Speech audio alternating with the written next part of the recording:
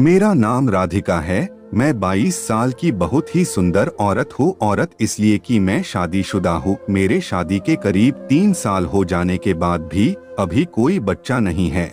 मेरे पति का टूर जॉब है जिससे वो हमेशा बाहर ही रहते हैं। मेरे घर में सास ससुर और एक छोटा देवर है। बच्चा नहीं होने का कारण डॉक्टर ने बताया कि तुम्हारा पति बहुत ही कमजोर है, इसलिए सबसे पहले उनका इलाज करवाओ। डॉक्टर से दिखाने के पहले मेरे घर वाले यही समझ रहे थे कि दोष मुझ में ही है। जब मैं ये बात अपने सास को बताया कि डॉक्टर ने कहा है कि प्रॉब्लम पति में है, तो वो लोग शांत हुए नहीं, तो वो लोग हमेशा ताने देते थे।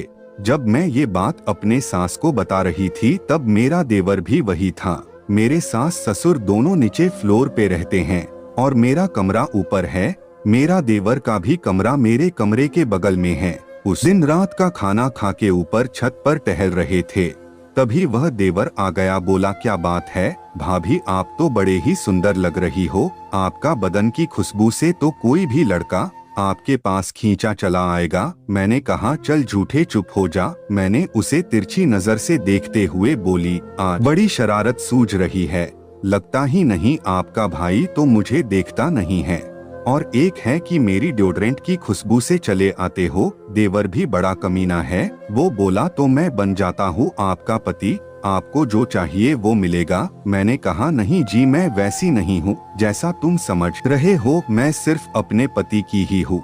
फिर हम दोनों वही बैठ के बात करने लगे। फिर मैंने देवर से पूछा कि देवर जी, आप बहुत मजे करते हो, हमेशा घूमने जाते हो, हिल स्टेशन पे, होटल में रहते हो, पैसा कहाँ से लाते हो? इतना सुनकर देवर मुस्कुराने लगा और बोला, मैं जिगोलो हूँ। मैं बड़े घर की औरतें को और उनके बेटियों को पैसे लेकर मजा करता हूँ। मैंने ये सुनकर अवाक रह गई। फिर मैंने कहा, अच्छा, कोई तो गली गली घूमते रहता है लड़कियों को पटाने के लिए, और एक तुम हो जो गपागप भी करते हो और पैसे भी लेते हो। वो बोला, हाँ जी, मैं गपागप के बदले पैसे लेता हूँ। रात के करीब 12 बज गए थे और हम दोनों अपने अपने कमरे में सोने के लिए चले गए। पर मुझे पता नहीं आज क्यों अपने देवर से लेने का मन कर रहा था, पर मैं ये बात कैसे कहती।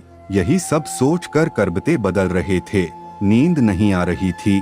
तभी मेरे मोबाइल पे कॉल आया। मैंने देखा इतनी रात को, नंबर देखा तो पता चला देवर का ही फोन था। मैंने मोबाइल उठाया तो देवर ने कहा, सॉरी भाभी, आपको इतनी रात को नींद से उठाया। मैं बोली, हाँ बोलो, कोई बात नहीं। तो देवर ने कहा, भाभी मन नहीं लग रहा है, क्या मैं आपके कमरे में आकर सो जाऊं? मैंने कहा, ठीक है, और वो मेरे कमरे में आ गया। बोला, भाभी आपसे एक बात कहनी है, आप मुझे बहुत ही अच्छी लगती हो। मैं तो बहुत सारी लड़कियों को और औरतों को किया हूँ, पर आपको देखकर मेरा बंदूक खड़ा हो जाता है। जब भी आपको देखता हूँ, आपका पीछे और गुब्बारे की उभार को देखकर रहा नहीं जाता है और मूठ मारना पड़ता है, तब आराम मिलता है।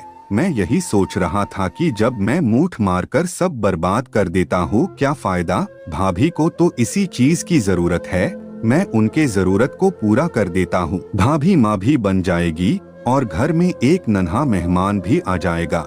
इतना मैं सुनते ही अपने देवर को गले से लगा लिया और चूमकर कहा, मेरे मन की बात आपने सुन ली देवर जी, मैं आपकी हूँ, आप जो चाहे कर सकते हो, पर इस बात का ध्यान रहे कि ये बात किसी को बताना नहीं। उसने कहा, नहीं, कभी नहीं बताऊंगा, और वो भी मेरे होठ पे किस करने लगा और पीछे से मेरे चूतड़ को कस के दबा के अपने हथियार के पास ले गया और ऊपर से ही धक्का लगाने लगा। मैंने कहा, इतनी भी जल्दी क्या है, पूरी रात अपने पास है, नीचे मम्मी पापा सो गए हैं, जो करना है बढ़िया से करो।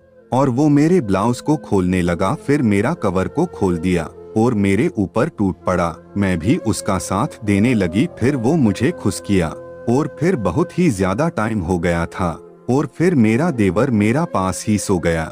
उसके बाद मेरे और देवर के बीच ये क्रिया चलती रही। कुछ दिन के बाद मैं माँ बनने वाली थी, लेकिन सबको यही लग रहा था कि ये बच्चा मेरे पति का है, लेकिन मैं और देवर जानते थे कि ये बच्चा मेरे देवर का है और मैं पहले से ज्यादा खुश रहने लगी। और फिर मेरे पति बाहर भी रहते तो मेरे देवर मेरा ख्याल रखता।